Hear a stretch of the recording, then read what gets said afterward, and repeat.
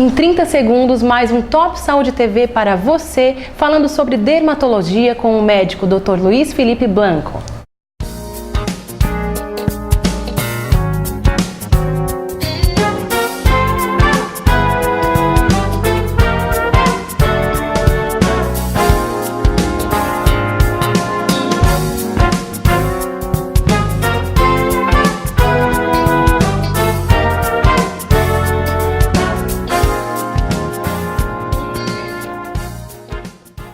Olá, amigos do Top Saúde TV.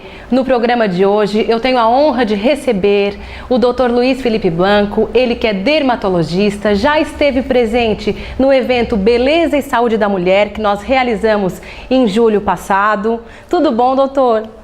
Tudo bem. Boa noite. Boa noite, seja bem-vindo. Obrigado. É um prazer tê-lo aqui no programa, tá? Prazer, sempre. Depois dessa agenda concorridíssima que o senhor tem, né? Conseguimos ajustar um tempinho para você vir aqui trazer mais conteúdo e informação para o pessoal de casa. Obrigado. Espero que seja bem aproveitoso. Com certeza será. Doutor, existe um modelo padrão de pele? Bom, Ellen, nós partimos de algumas informações, né? Sim. Existe uma temperatura ideal para a pele, que é em torno de 22, 23, 24, 25 graus, que geralmente entre 22 e 23 graus todo mundo está sentindo bem, né? A temperatura Sim. que sai na rua ninguém reclama, nem frio, nem calor. O estado, a sensação da pele é boa, porque aquela temperatura é agradável. Assim também acontece com a umidade, né? Todo mundo vai reclamar se está muito seco, se está muito úmido, mas quando a umidade relativa do ar está em torno de 45, todo mundo sente melhor. Então, uma temperatura, umidade, questão da pressão, né? Evitar o excesso de vento, o excesso de sol, o excesso de mudança da temperatura causa impacto na pele. Tá certo. Mas então o senhor pode dizer para o pessoal de casa que é importante estar se cuidando desses fatores climáticos? É importante, porque às vezes o que acontece no dia a dia, a gente não tem que mudar a temperatura externa. Justamente. Mas podemos mudar a temperatura interna ou dessa exposição externa, que por exemplo está num período quente, chega a 30 graus e a pessoa está sentindo muito calor, vai para casa. Em vez de botar uma temperatura de 22 graus, 23, que estaria bom, põe um termômetro em casa para 18, 16 no ar-condicionado. Então a pele sofre a mudança de diminuir até 16, 18 graus e depois novamente vai ter que sair correndo de novo, reexposto à temperatura na rua de 30 graus ou mais. O contrário também. Temperaturas às vezes que chegam aí, prometem segunda-feira, de chegar até 0 graus aqui na região, mais difícil, mas de repente na serra vai chegar até menos. Então a pessoa está exposta a uma temperatura mais baixa na rua, chega em casa e de repente põe um ar, né, condicionado, uma temperatura a 28, 30 graus. No carro também.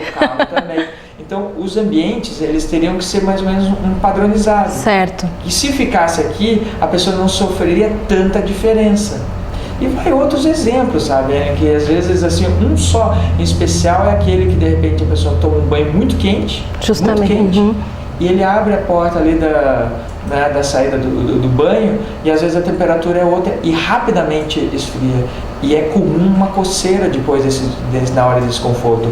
Ou secando já com a pele seca, ou depois de úmida, já começa a coçar. Então, o ideal é secar sempre dentro do box.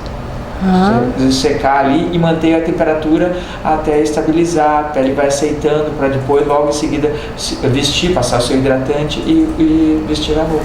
Pessoal de casa, vocês viram a dica importante que o doutor passou para nós? Nem eu sabia. Eu sempre me sequei fora do box. Mas então, para o pessoal de casa, vamos se secar dentro do box para que também não soframos reflexos negativos com a nossa saúde, né, doutor? Isso.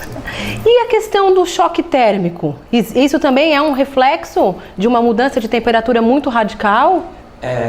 acontece em alguns ambientes, cada vez menos que os ambientes em geral de muito público, que são bancos, shoppings, ambientes assim, eles não usam alta temperatura e baixa, eles conseguem respeitar mais essa temperatura.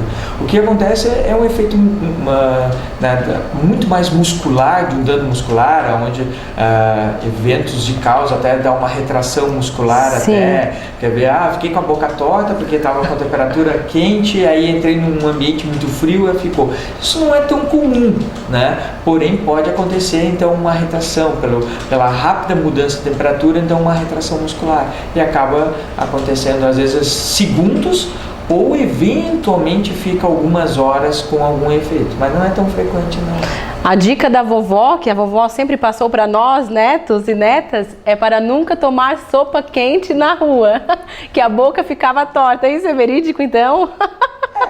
Acredito que vai depender dessa temperatura, porque assim, comer comida quente literalmente não necessariamente, não estou falando até, vamos dizer, qual o grau desse calor que foi ingerido na exposição. Será que é numa temperatura muito quente, que num ambiente muito gelado, no ar-condicionado, no muito gelado, pode gerar? Provavelmente tem maior risco, tem maior possibilidade, mas eventualmente sempre tem aquele que tem o azar disso acontecer. É verdade.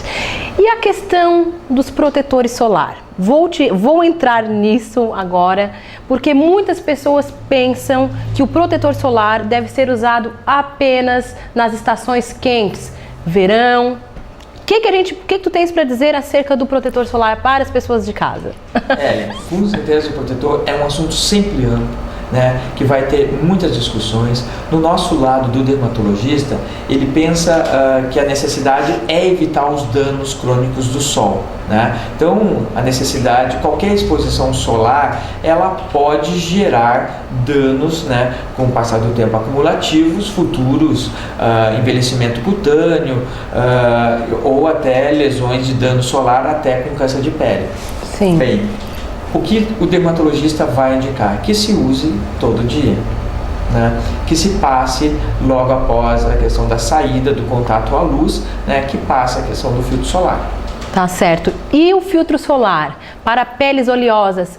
Pode ser em gel, pode ser em creme? Existe uma dica aí para o pessoal de casa? Em geral, a gente fica um pouco mais com a loção. Loção. Uhum. Hoje em dia, claro, com a tecnologia farmacêutica, existem produtos que são mais específicos. Existe gel creme, existe um outro grupo chamado de fluidos, né, que consegue ter para uma pele que, na grande maioria das pessoas, o centro do rosto, região da testa, nariz, região, né, das bochechas, a região do queixo, é uma pele oleosa. Né? Então ela vai ter que ter um filtro normalmente diferente de um filtro para o resto do corpo. Então ele vai ter que se adaptar. E todo mundo só vai usar um filtro que se adapte.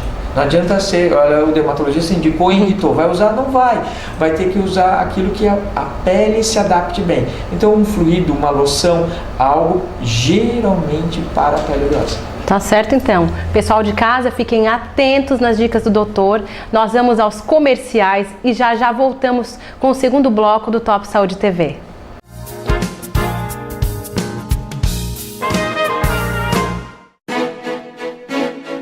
Com 50 anos de experiência, o São João Batista é referência em cardiologia e também em diagnóstico por imagem. Pronto atendimento adulto 24 horas. Aqui você é assistido por médicos especialistas. Atendemos particulares e convênios, como Unimed, Sul América, Bradesco, AGMed, entre outros. Conheça o cartão São João, que proporciona vantagens e descontos especiais. Acesse nosso site e saiba mais. Hospital São João Batista, sempre cuidando de você.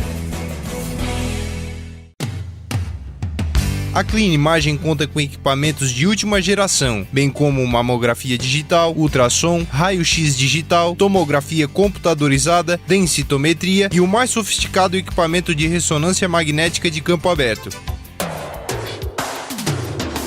Equipe altamente especializada para melhor atendê-lo. Clean Imagem, seu bem-estar é nosso melhor diagnóstico. Acesse www.cleanimagem.com.br.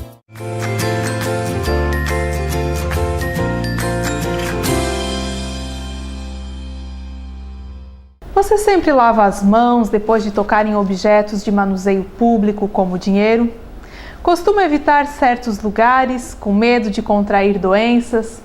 Sempre verifica as portas, as janelas, se estão fechadas e se o gás e os interruptores estão desligados? Você sempre pensa em algo desagradável e que é capaz de apavorá-lo? Não consegue admitir objetos fora do lugar? Sempre verifica tudo para não cometer nenhum erro? Tem receio de certas palavras, números ou lugares? Tem dificuldade de abandonar objetos antigos? Possui alguma superstição que prejudica a sua vida? Se você se enquadra nessas perguntas, fique atento ao assunto que estarei discutindo hoje. O transtorno obsessivo-compulsivo, o mais famoso como TOC, como já diz o nome, é um transtorno mental característico basicamente por pensamentos obsessivos e compulsões. Obsessões são as ideias e imagens que perseguem com frequência a mente do indivíduo, a ponto de prejudicar seu cotidiano e até o convívio com as outras pessoas. As pessoas obsessivas por limpeza, por exemplo, elas não conseguem permanecer em um ambiente empoeirado ou sujo. O mínimo vestígio de poeira já é o suficiente para que elas se sintam incomodadas. Em geral, os portadores de TOC têm consciência de sua obsessão e se esforçam ao máximo para afastá-lo de sua mente. Para isso, eles costumam seguir uma série de rituais chamados pelos psicólogos de compulsões. Embora as compulsões ajudem a afastar as ideias obsessivas, seu efeito é temporário, ou seja, elas aliviam a ansiedade naquele momento, mas não são capazes de solucionar o problema.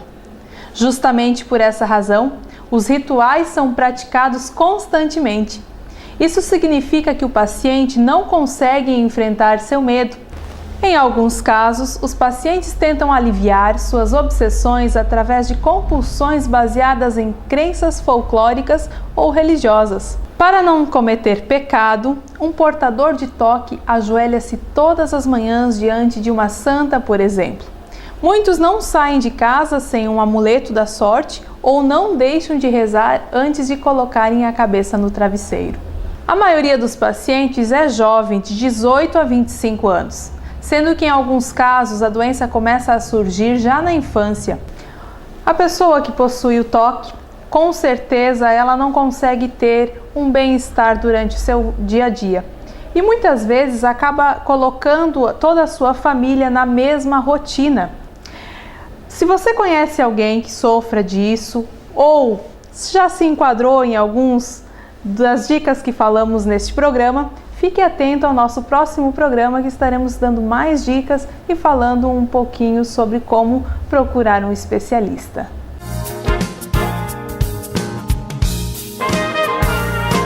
De volta ao segundo bloco do programa Top Saúde TV, em oferecimento a Vuelo Jeans, Couro Pele e, claro, a Clinimagem. Clinimagem agora na rua Porfírio Lopes de Aguiar, ao lado do Center Fábricas Araranguá. Precisando então, passa lá que a Clinimagem conta com a melhor equipe para ajudar você na sua saúde. Eu estou aqui conversando então com o Dr. Luiz Felipe Blanco, ele que é dermatologista, amigo nosso da Top Saúde e hoje conseguiu vir aqui no programa para esclarecer algumas dúvidas acerca da dermatologia para vocês aí de casa. Doutor, vamos falar então sobre as patologias mais comuns que você trata em seu consultório. Quais são? Bom, em geral, o consultório dermatologista tem algumas queixas que são as mais frequentes. Quais são? Queda de cabelo, manchas no rosto, que são dois padrões. Manchas gerado por pessoal que trabalhou muito tempo direto com o sol ou do dia a dia em exposição solar, e existe uma mancha que ocorre mais em mulheres, que é o melasma. A outra queixa muito comum que ocorre durante a adolescência, adulto jovem, é a questão da acne, né? E claro, às vezes muito questionamento em relações a sinais, etc, se tem ou não tem perigo, querem observar. Essas são as 5 queixas mais frequentes, né, dentro do dia a dia do nosso consultório. Então vamos começar pela primeira, que é a queda de cabelo. Qual é a mulher e o homem, então, que não se preocupa quando o seu cabelo está caindo, que olha aquele maço de cabelo no chão, no banho ou ao pentear os seus cabelos? Bom, é uma pergunta sempre ampla, com muitos fatores envolvidos na queda. Fatores alimentares, fatores genéticos, né, fatores de estresse, uso de alguns remédios que pode te ajudar a ter cabelo, mas muito mais a ter perda de cabelo, né, a rotina do dia a dia dos cuidados dos cabelos. Em geral, sabonete, shampoo, pintar cabelo, colorir cabelo, não tem problemas quanto à queda, exceto quando há tração de cabelo, né? Aí sim pode ter quedas de cabelos associado. Claro que não é um episódio, pessoas que fazem com uma certa frequência vão tender a ter queda de cabelo por este motivo. Existe também as causas internas, algumas patologias que vão levar a maior deficiência em relação ao crescimento e com futura queda de cabelo. Anemias, doenças da tireoide e outros problemas, diabetes, vão associar com maior queda. Aí, principalmente ali quando a gente trata também de doenças mais fortes, tipo câncer, que tem que fazer a quimioterapia, né? Que também tem aquela perda total do bulbo capilar, né? Exato, daí é uma situação única, assim, que daí pela quimioterapia Sim. há uma queda importante, há uma queda severa, né? Que não é, ninguém vai ter isso, exceto quem está em tratamento, né? Tá certo, eu vou pular aqui algumas outras situações e vou falar direto do melasma. O que é o melasma, para as mulheres saberem, então?